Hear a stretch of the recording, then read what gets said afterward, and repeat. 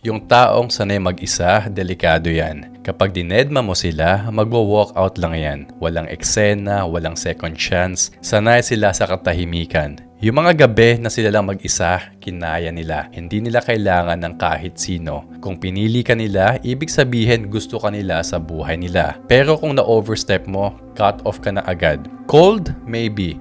Pero ang totoo, may boundaries sila. At hindi sila natatakot gamitin yon.